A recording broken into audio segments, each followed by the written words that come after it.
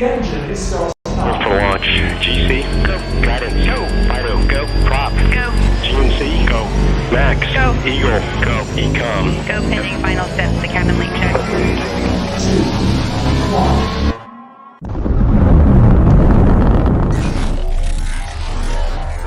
Is there anyone here that would like to communicate with us? Can you give us a sign?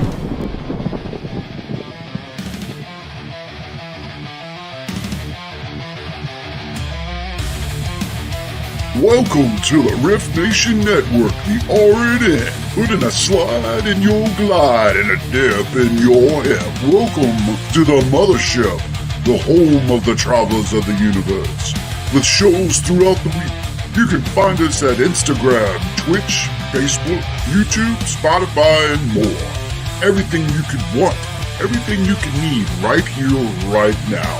From the paranormal to the supernatural. From comedy to the spiritual. And now, your featured show. Shall we begin?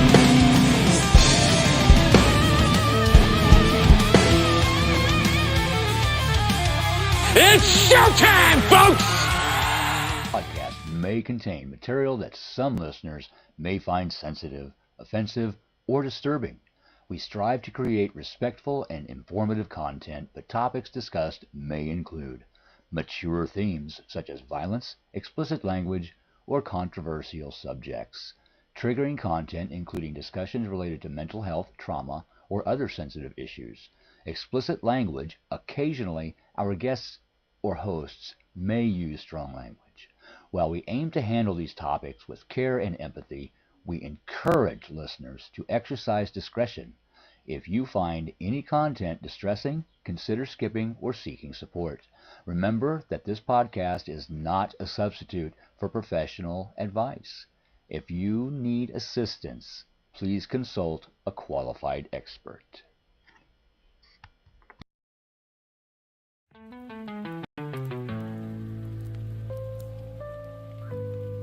Welcome to the Forgotten Library,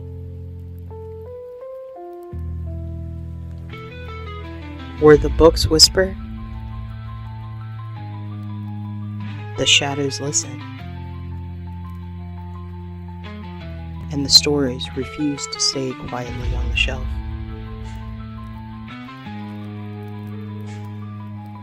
I'm your host, Christina Spencer.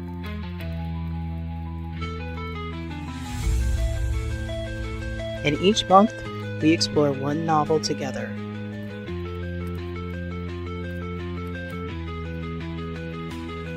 With 3 one-hour live episodes of immersive, read-aloud chapters.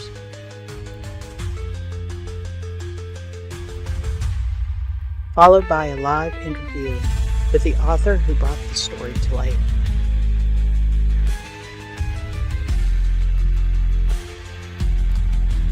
So find your favorite comfy chair, a soft blanket, and a hot beverage.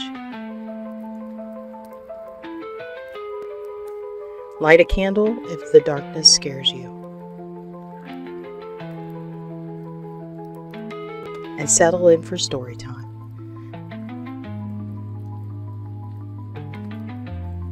Welcome to this week's live episode of Horror, History, and Hauntings Library.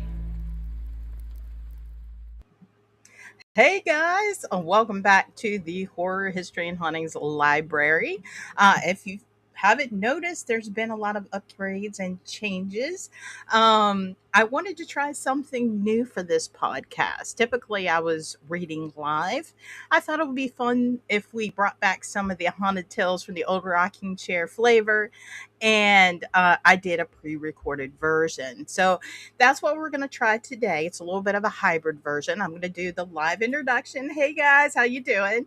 And then once I start playing the pre-recorded version of the reading, I figured it would be a lot more of a relaxing experience without me having to pause to take sips and losing where I'm at in the story and mistakes, stuff like that. So I hope you guys enjoy it. If you like this format, make sure to like and subscribe. That helps me out great. Also, like I said, I'll be lurking backstage in the comments the entire podcast. So if you like this, if the volume's a little funky or whatever, let me know. Everything in the pre-recording I did myself. The audio from the audio clips, I went out and recorded those and blended them together, and then I record edited all the voice and set up the atmosphere. You I did use some AI tools to help with the atmosphere, but I figured I just want you guys to be able to sit back and enjoy the story and enjoy it for what it is. So, without further ado, enjoy the story. If you have any questions or comments, feel free to drop them in the comment section, and I will talk to you after the story. All right, loves, here we go.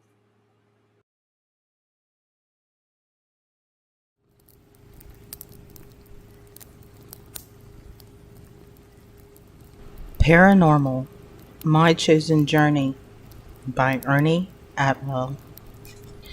An innocent soul is sent from above to occupy our physical body. Everyone is chosen for a specific journey, some knowing theirs and others are unaware. Our journey will take us to many places throughout our physical lives, some physical, some spiritual, but all having meaning. Good or bad, we may not know at the time, but God has a plan for everyone. He holds all the answers, and when life comes full circle, we too will understand. Dedication. To my wife, Ruby. Thank you for always being by my side and encouraging me and providing me with the confidence that I don't always possess in myself. Everything I am is because of you. To my granddaughters, Ashley and Ava, for all the spookiness we've shared over the years, movies, television shows, rides on the haunted road, and scary stories. The best times in my life started when God blessed me with you. My favorite memories are always because of all that we've shared. My forever love, Ernie Pop Pop. Acknowledgements. The author of this book would like to thank the following people. David Seiler. Thank you not only for being an amazing tech specialist and investigator, but an amazing best friend as well. Fate has teamed us up. The circle of life keeps us going. Lauren Malloy. What can I say? You're an amazing soul and a complete asset to the paranormal and horror industry. Thank you for having the patience and taking the time to make certain that my book became reality. You are truly a spiritual warrior. And thank you to the entire paranormal family. Keep doing what you do. The world needs more of you. Chapter 1. Speaking with John. The slow creaking sound as we unlock the front door always gives me that cold sensation as if someone will be waiting for us on the other side. Is it the sound that this 19th century door makes? I guess as they all do. Or is it that feeling that comes over me when we go to visit great-grand-mom Teresa?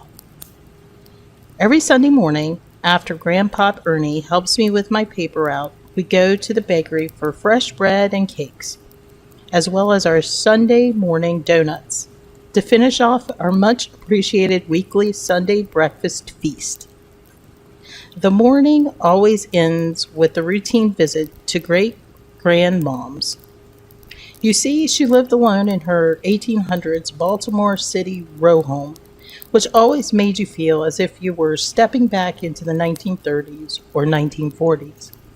The alluring smell that the old home generates, the antique furniture that occupies the parlor, and the fact that there is no carpet, just original hardwood and scattered rugs. But hey, great-grandmom is in her upper 80s and lives alone and spends most of her time in the kitchen table. It was this one particular fall Sunday morning that slightly frightened me and aroused my suspicion concerning things that I only heard of but never experienced. It opened my mind to an all new realm and the start of an all new journey. On this particular Sunday morning, I recall a crisp shift in the wind and an ominous gray cloud cover, which provided the sense that when we arrive at Great Grandmom's and I walk to the corner store, there just might be some penny Halloween candy on the counter just waiting for me. Grandpop unlocked the door, and as we stepped through the foyer, Great Grandmom was sitting on the edge of her bed, completely engaged in a conversation. The look on her face, the occasional smile and slight chuckle shortly after, gave me the impression that whatever she was speaking of and whomever she was speaking to, it was heartfelt, not to mention heartwarming. Grandpop, in a soft yet strong voice, yelled, "Mom!"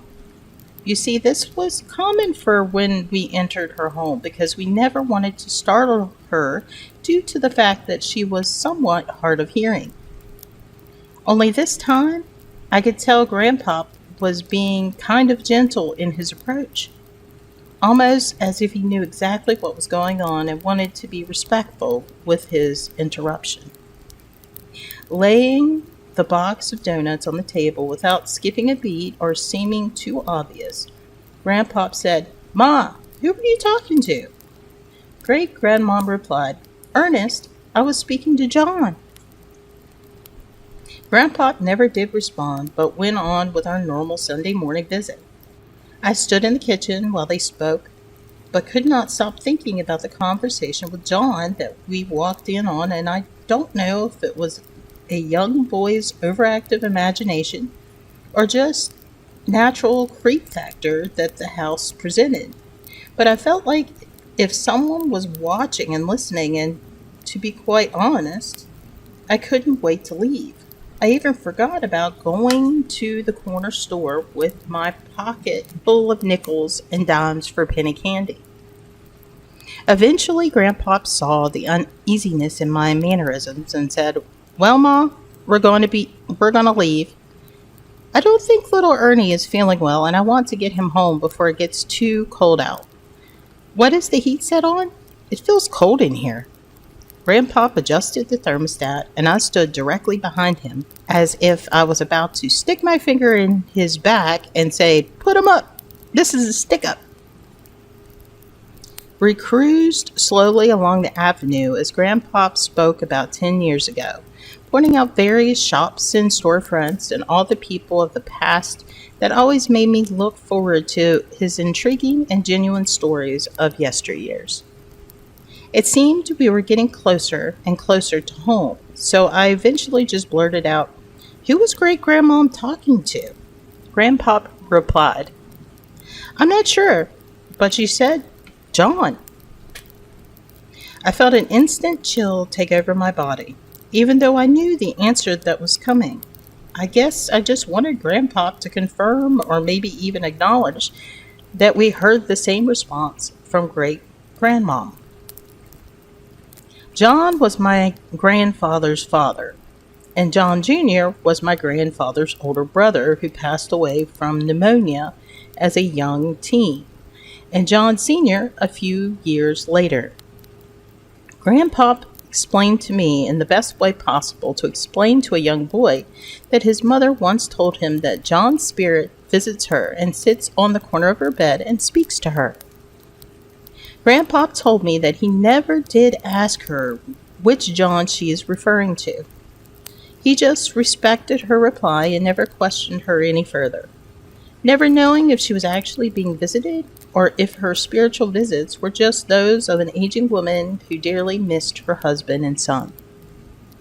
Each Sunday after that, I always looked forward to our visits in what I guess I could call an eerie yet anxious manner. Being a Catholic school student, I was always so intrigued to hear stories and true accounts of spirits and tales of visitation, especially being born and raised in a strict Roman Catholic home. Not to mention having an uncle who at one point in his life was an ordained brother in the Catholic priesthood. I can't explain how my obsession with religion and visiting spirits began, but this occurrence that I witnessed at great grandmom's only fueled my passion and left me with a deep desire to find out more. Not to mention, it left me with so many more questions. I can vividly remember our next Sunday morning visit. We entered great grandmom's house as we always do, and she was seated at the kitchen table with her back to the front door. Only this time, without meaning to, I noticed I was walking a bit slower and kind of gazing around in the air with what I like to believe my ears wide open. I'm not sure if I was listening to hear if she was speaking to someone that I couldn't see, or if I was listening for a response from someone that only she could see. But either way, the old house was silent except for the creaks we were causing as we walked across the hardwood towards the kitchen. Our visit went well, and at times, while we were there, I was staring at or listening to great grandma. I couldn't help to wonder what exactly she was going through. She was born in the late 1800s, and she had a very distinct look. Whether it was her facial features that so much resembled Grandpa Ernie, or was it seeing a lady that I'm related to sitting there in her final years of a long life, wondering to myself just exactly what she's seen or has been through since times have changed so much since she was my age. Every time I stare at great grandma, my imagination offers me so much. My grandfather Ernie was that one special person in my life that I can't even begin to describe simply by putting it into words. Grandpa Ernie was born in December 1916 and had 3 sisters and 1 brother. It was a devout Roman Catholic family that followed all the traditions and customs that a good Catholic family was supposed to do. It was all the same traditions and customs that would be passed down generation to generation. The family had a love not only for the church, but for baseball, soccer, Sunday dinner, and a love for Christmas that I am fortunate enough today to share with my own granddaughters. So that's why I found it so amazing that when I stare at my great-grandmother, I realize so much love, so much life, and everything our family is about all comes from that one little elderly lady who is sitting there with all these memories and passions stored away deep inside. By the time I realized it, our visit was coming to an end, and Grandpa and great-grandmom were chatting about a fold-up table that she wanted brought down from the upstairs and brought into the kitchen. Grandpa was fixing something in the kitchen, and much to my surprise, he said to me, "Ernie, can you go upstairs, and in one of the bedrooms is a folded-up table. Bring it down so I can open it and set it here before we leave." At this point, I felt my throat get dry and could hear my own heartbeat, but it sounded as if it was coming from inside my own ears. All I could hear was great-grandmom saying, "I was speaking to John." Not that she said it again, but it started playing back as if it was a residual haunt inside my head. I stared motionless at him for a moment, then started a very slow, cautious walk toward the long, huge staircase that led to the second floor of a cold, silent part of the house that no one uses. I climbed the long stairway, holding on to the large banister, tighter and tighter as I got closer and closer to the top. I was being very cautious about making any noise and looking around as far as the eye could see, as if I was a cop searching a building for a perpetrator, instead of a boy searching his great-grandmother's house for a fold-up table. I finally made it to the top of the steps, and the silence was filling my head to the point where I could almost hear a ringing in my ear, except for Grandpa, who I could still hear downstairs talking to his mother. I took one last look around and saw nothing but an unoccupied second floor, even though my imagination had me feeling as if I was being watched, possibly even followed. I took a deep breath and ran down the hallway into the bedroom, grabbed the fold-up table, and backtracked and made it downstairs before my mind could even begin to process an eerie thought. Once I entered the kitchen, my grandfather said, "What the hell were you running for? You think something's going to get you?" At that moment, I wasn't sure how or even if I should respond. You see, I completely forgot that the floors in the house will always give you away. But I had other things on my mind. So I just gave a brief, kind of embarrassing chuckle and changed the subject back to this much important fold-up table. I can always remember my family speaking of stories which involve religion or spirits, or even religious stories involving spirits. I'm not certain if this is what triggered my passion and deep desire on the subject, or was it my frightening love for Halloween and all things spooky. I know this seems like comparing apples and oranges, but the world was still recovering from a religious-based horror film involving a little girl who was possessed by the devil. This is difficult to describe, so I will just say it's pure curiosity-based passion. How can something scare you yet interest you all at the same time? Was it the unknown? Was it the terror? Was it the knowledge?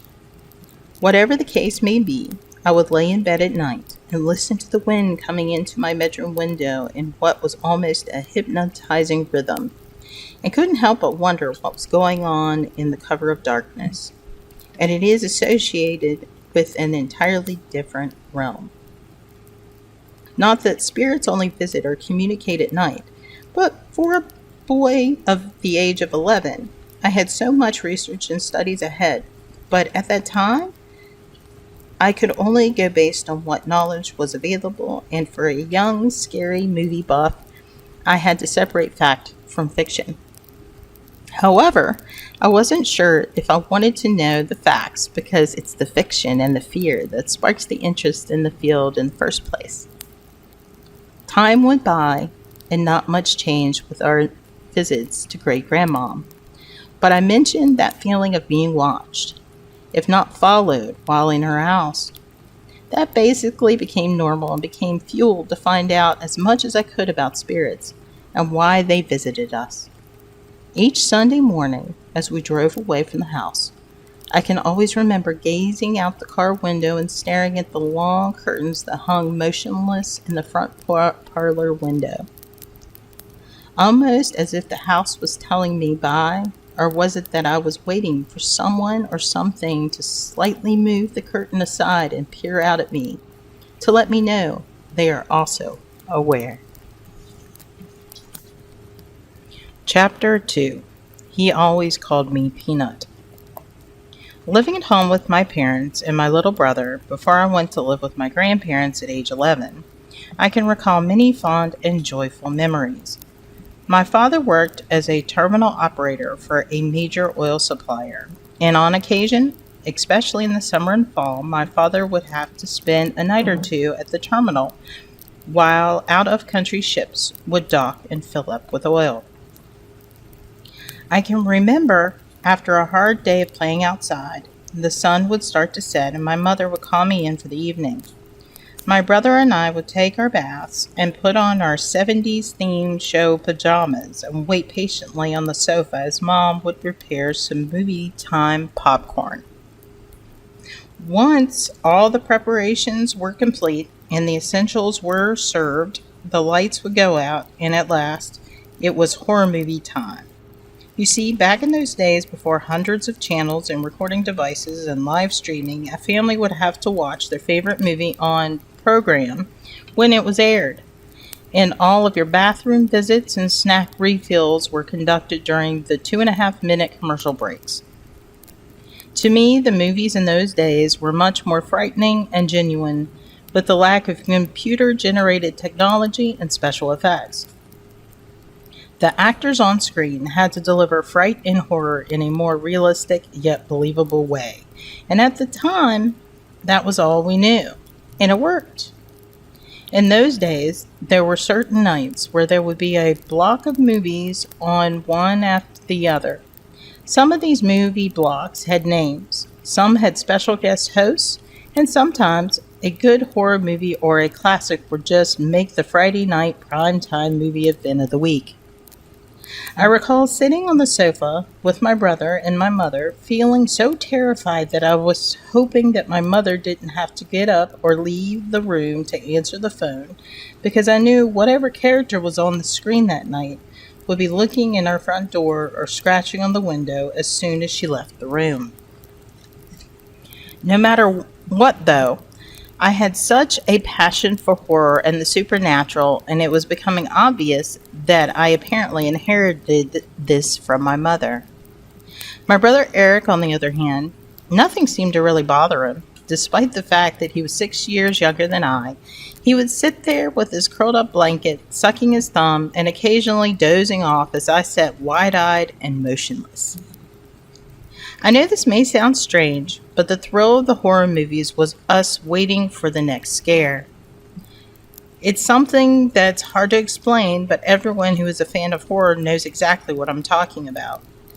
I guess it's no different than if you tell someone that you rode your favorite roller coaster and their reply was, "Well, weren't you scared?" Upon providing your most sincere answer, they would ask you, "Then why did you get on it?" On December 26, 1973, a movie was released that took the country by storm. Little did we know that this film, based on a true story, would send movie-goers into a frenzy and box office sales through the roof. It depicted a young girl who tragically became possessed by the devil. At that time, it was unlike something people had ever experienced, and in my opinion, to this date, it's the scariest and most terrifying movie ever made. It could be because it dealt with the Catholic Church and me being raised a Roman Catholic. Either way, it brought possession mainstream and had Catholics running to confession and non-Catholics scurrying to find the nearest Catholic parish to join. My father, who isn't Catholic, and a person of very few words, let alone being interested in goblins and ghouls and ghosts, decided he was going to go on Saturday morning to see this movie because all of the hype in newspapers and on television and on news shows had him curious to discover why this movie has society in an uproar. Saturday morning came and we were all up early. Me being too young to see this movie, it did not stop my excitement. Just knowing that my father was going to bear witness to what was being called the most horrific and life-changing movie ever made me feel like I was taking part of this hysteria. We all loaded up in the car, our only car, and my mother drove the family to the theater 2 hours early to drop off my father. They anticipated long lines and, according to the local news, a few hours of a wait to buy tickets. A movie theater back in the 70s had one movie, and they popped their own popcorn fresh at the concession stand, which filled the entire lobby with the aroma of fresh buttered popcorn. It was an aroma that would attack you as soon as you opened the large glass double doors to the theater. For me, the most exciting part of going to the movies was that you didn't see the giant movie screen until the movie was about to start. Then the long red draped light curtains would slowly open as the lights dimmed, and at that moment you knew it was about to be showtime. We were about 2 blocks from the old Patterson Theater in southeast Baltimore when we noticed the vehicle traffic starting to back up. Not to mention the line at the theater entrance stretched all the way down Eastern Avenue for several blocks. My father exited the car and instructed my mother to circle the block while he tried to gather information on just how long he would have to wait for this devilish experience. In doing so, my father said that he purchased the ticket, but it was for 4 shows ahead, which gave my mother an estimated time of when we should arrive back to retrieve this non-believer. My mother and brother and I went back home and went on with a normal Saturday cartoons, lunch, playing, and the occasional, "I wonder if he made it in yet." Then there was my response, "I wonder if he's scared." Eventually, we all piled back into the car and started our drive back to the movie theater. And by looking at my mother, I could tell that I wasn't the only anxious Catholic in the car with a whole list of mental questions. I remember driving towards the theater, just as the sun was setting, and I heard my mother blurt out, "Oh, there's your father now. He's just now walking out the door." We pulled up along the curb, and with a blank, silent stare, my father got into the front passenger seat, looked straight ahead, and never said a word as we all stared anxiously at him, anticipating some sort of satisfying response. My mother began to drive off as she glared over at my father, and again, nothing. Eventually, my mother looked over at my father once again and said, "Are you okay? You look kind of gray." In a soft but serious voice, my father assured us that he was fine, and the conversation stayed very minimal. My father didn't go into much detail, but he did express that the things the little girl in the movie did and said were very disturbing, and he can understand why all the news reports and fan interviews were receiving the attention that we all were craving. Of course, he tried to play it off as if it didn't bother him, but that he was taking the liberty of seeing the general public's view. But we know my father and knew that this in some way reached him too. We arrived back home, and my neighborhood friends were outside playing, and the adults were in the yard at the fence talking. My parents greeted the adults, and the children came running over to me. You see, my father was the first on the block to go see this movie, so of course everyone was curious.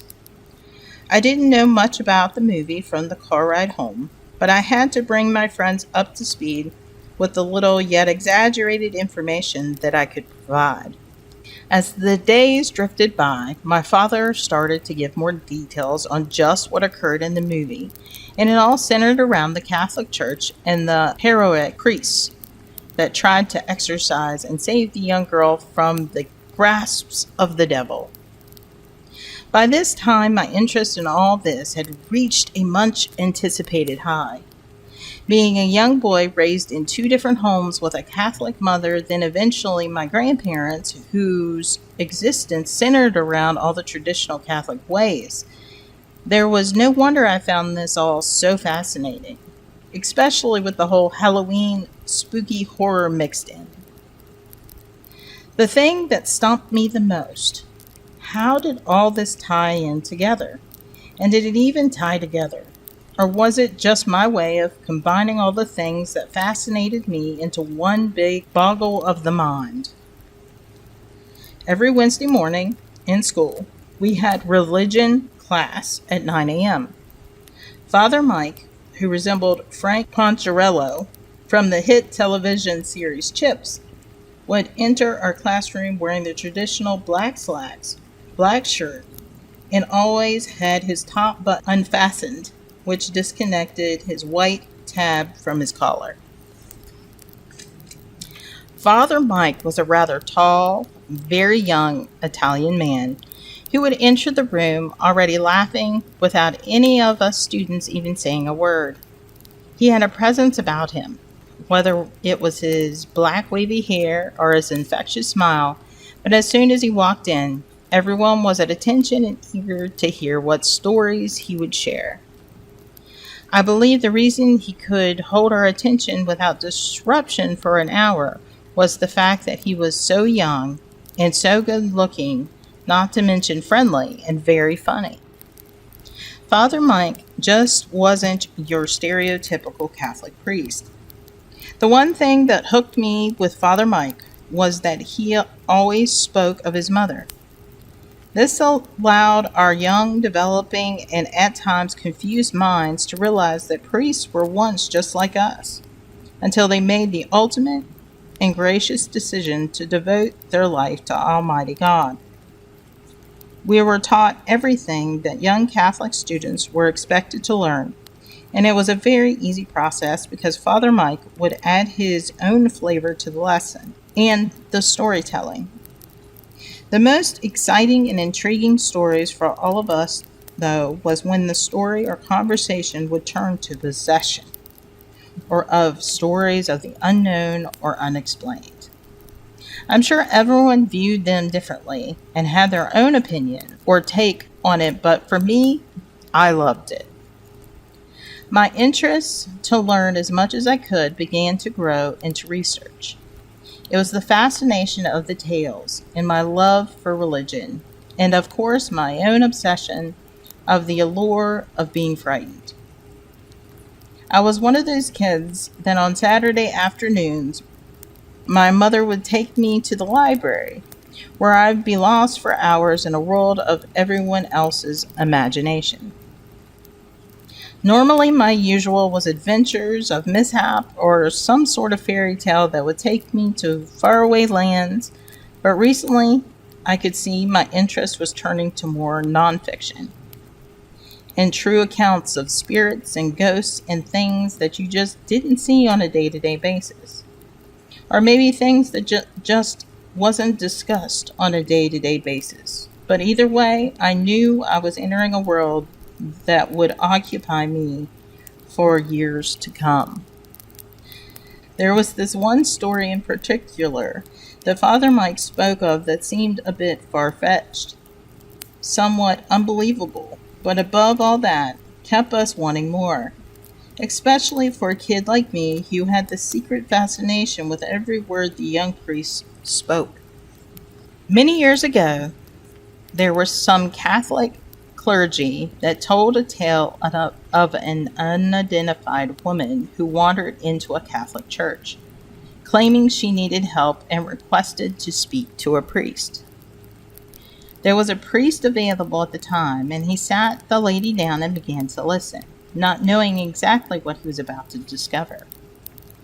The lady seemed very distant and was very soft-spoken, almost as if she was scared that someone was listening, even though no one else was in the small room. To the priest, she seemed very tired and distracted, yet she was very sincere in her words. Her clothes were tattered and worn, and she gave the appearance that she had been in some sort of struggle, whether it be mental or physical. The priest wasted no time in introducing himself and showing deep concern for what he was about to hear coming from the troubled yet sweet-seeming stranger.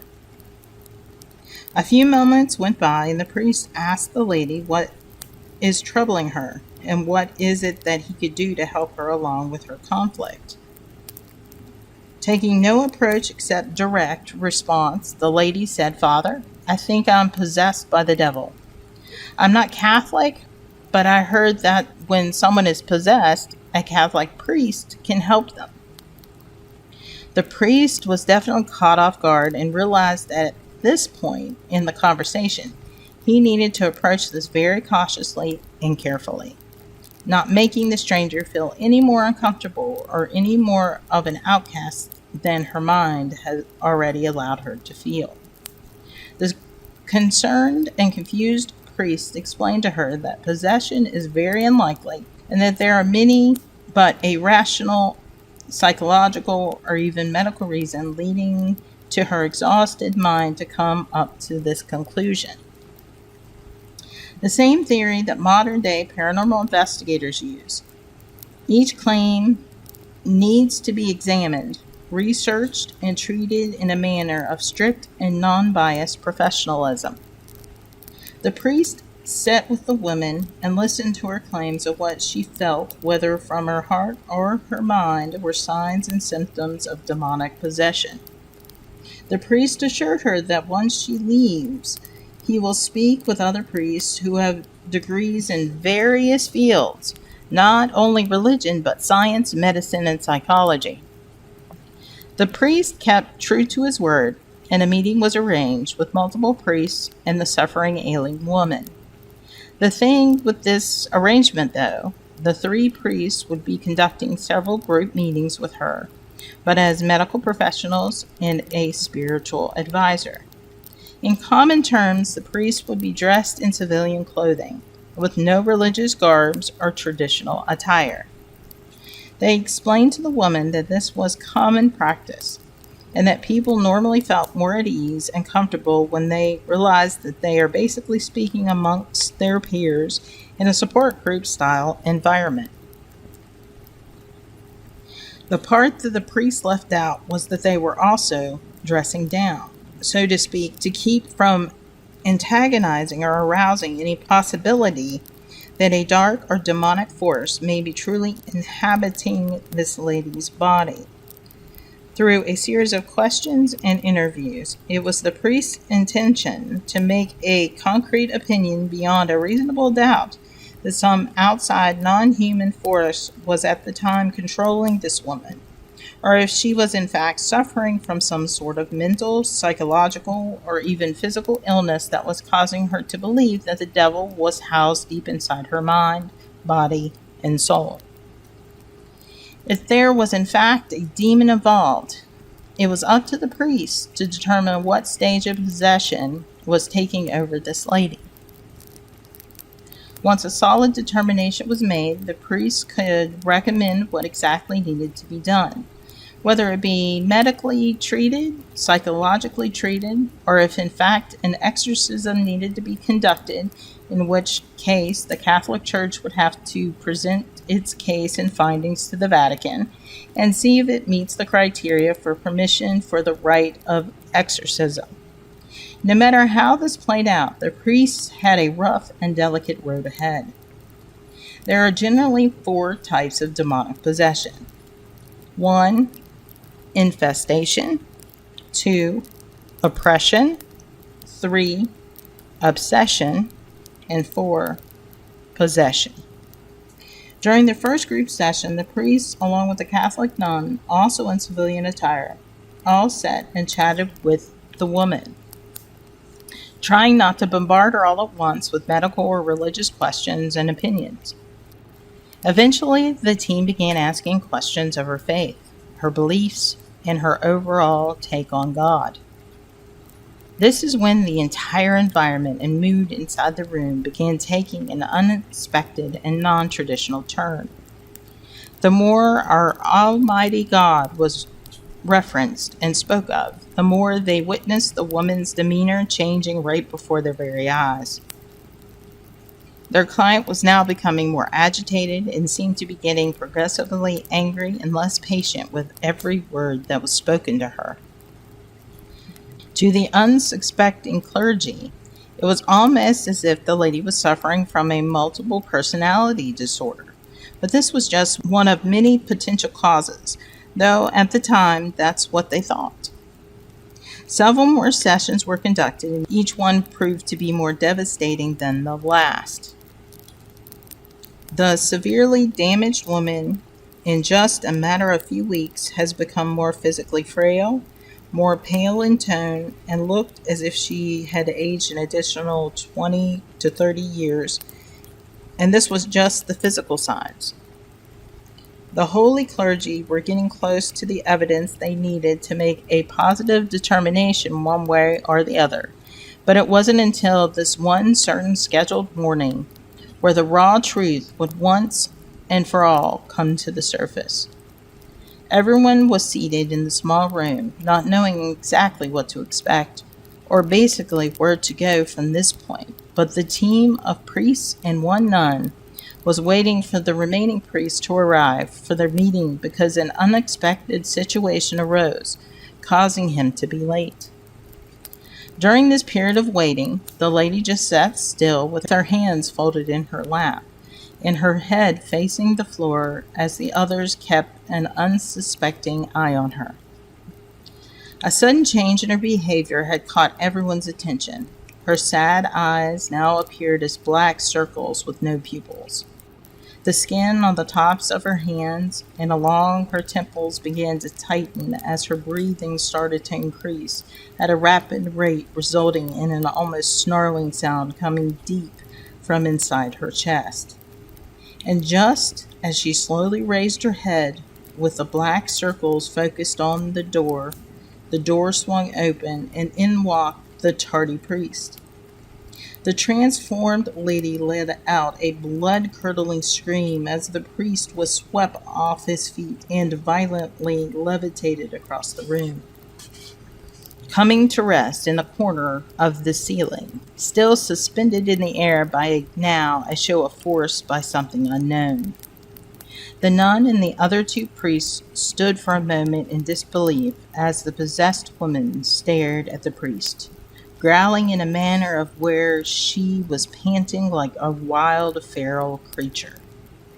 Trying to remain calm and take into account what is being witnessed, all attempts to have the priest safely lowered by reasoning with this unidentified and now confirmed dark force was going nowhere. The assaulted priest was struggling with his calmness by reciting the Lord's Prayer and praying for forgiveness. The pain began to overtake his face, which was beginning to block out the fear, and then suddenly the nun spoke out and said to the priest, "Father, listen to me, and do exactly as I say."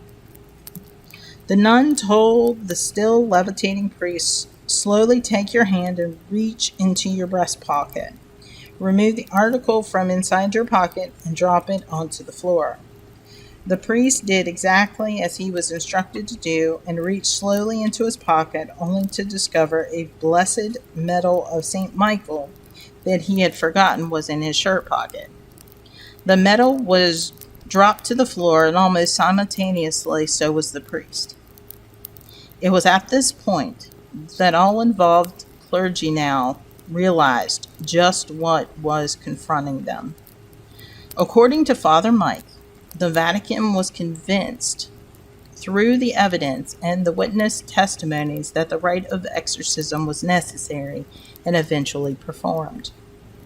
According to those on the scene, as the priest was suspended above the group, the tightening of his shirt allowed the nun to see the imprint of the religious item in his pocket, which ultimately and possibly saved his life.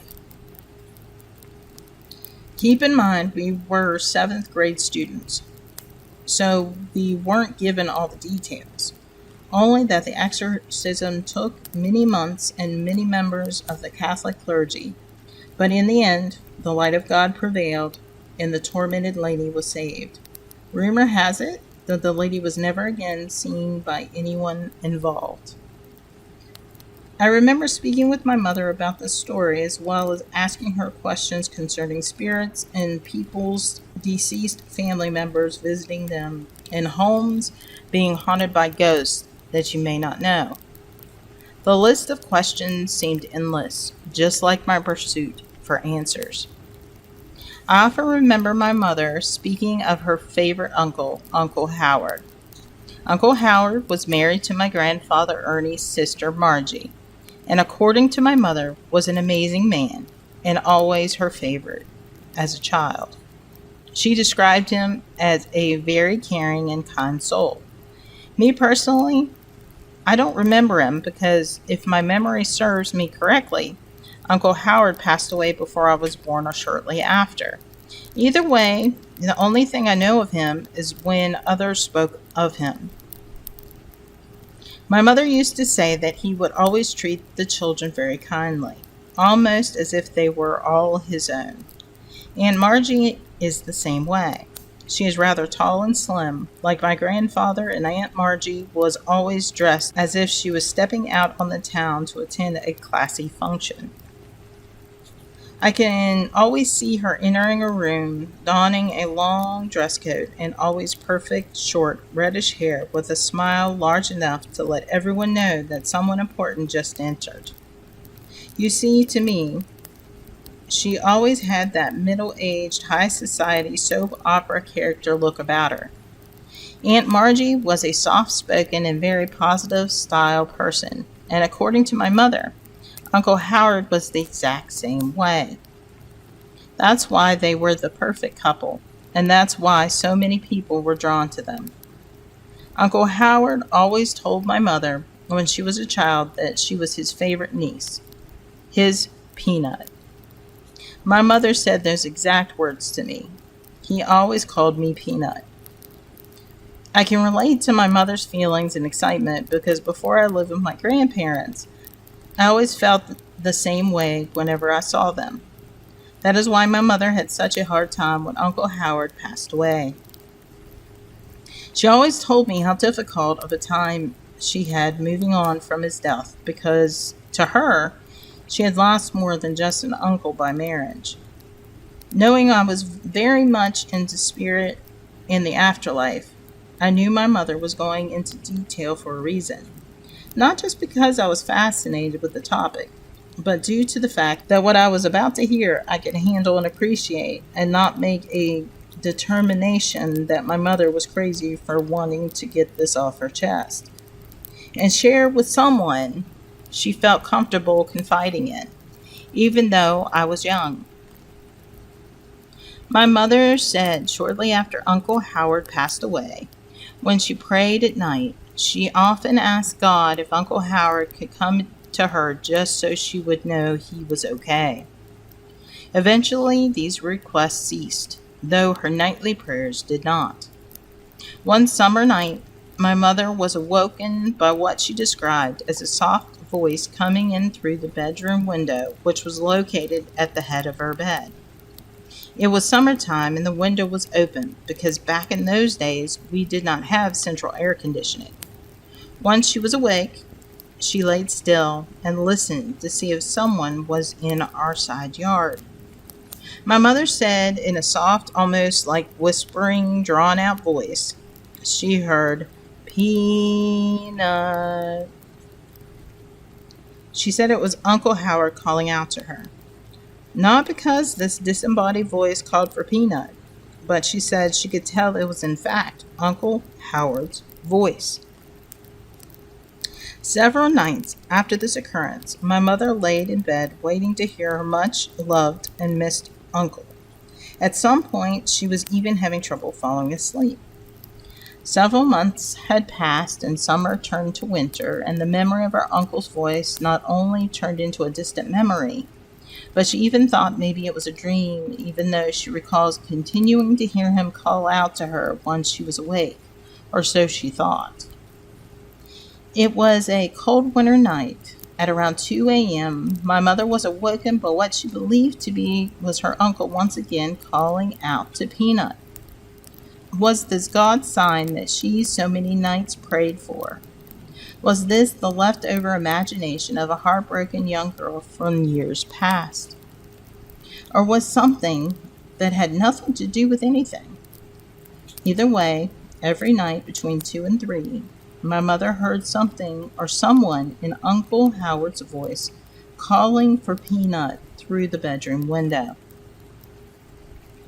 At one point, while the voice was calling her, she had my father awake and listen as the disembodiment continued over and over and over. The more it continued, the more my mother was the only one hearing it. It had been several months since my mother had slept thoroughly and soundly through the night, since this visiting voice is now a nightly occurrence.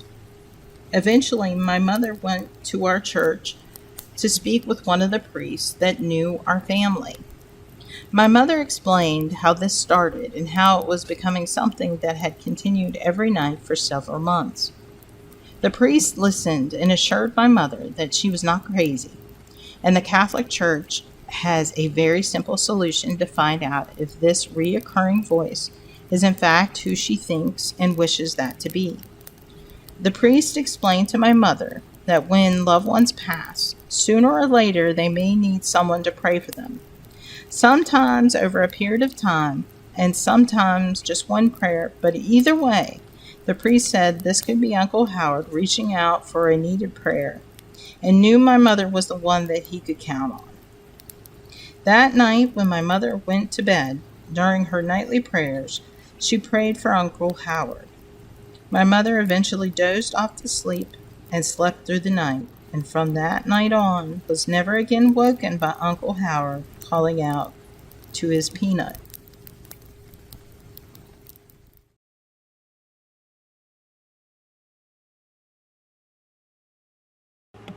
So what do we think, guys? Do we like this version of the new Horror History and Haunting Library podcast? Do we like the pre-recorded?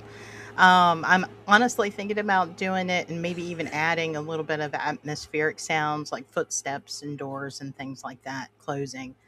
Um, but just let me know down in the comments, like, should I continue doing the pre-recorded or go back to the live? And make sure you check out Ernie Atwell's book, Paranormal, My Chosen Journey. You can find that on Amazon. The link is in the description. And make sure you check back in with me at 9 o'clock tonight. I am having a really awesome roundtable. One of my I have a short story that actually got published in an anthology about phobias. It's called Beneath the Skin. And a bunch of the authors that were involved in that project are going to be on the podcast at 9 o'clock tonight on the regular Horror History and Haunting podcast. And we'll be talking about phobias. I've got some fun trivia planned. Some basically like which is worse when it comes to phobias, and some interesting, fun little activities. And we're, of course, going to talk about our individual stories and how we kind of know each other, that kind of thing. So it's going to be a lot of fun. Come back, and that's all live at 9 o'clock. So come back, and we'll definitely do that. Tom's got an answer for me. Hold on. It says, also in maybe 2005, I had the same dream about the visual, the streets, the same landscape where I moved recently, where I live right now. Huh. I find dreams fascinating. Dream was anticipating this house and street. It's not the same as the old woman's house, though. Interesting. Yeah, I'm like, there's so much about like what our subconscious can bring us in our dreams. So I always find dreams so fascinating because it's like it's the one thing really we can't control, and it's how our brain processes a lot of things is when we sleep. So part of it is psychology, some of it could be psychic, some of it could be, paranormal, like you don't know. Like dreams are fascinating. I love dreams. But anyway, I'm getting off topic. Easy for me to do. ADHD. I hope you like the new cabin aesthetic, so I don't have to use a virtual background anymore. It's just me. Yay. But yeah, check me out at 9 o'clock. And if that's it, as always, thank you for watching. Subscribe, like, and follow. And I will see you at 9 o'clock. Sweet dreams. Bye-bye, guys.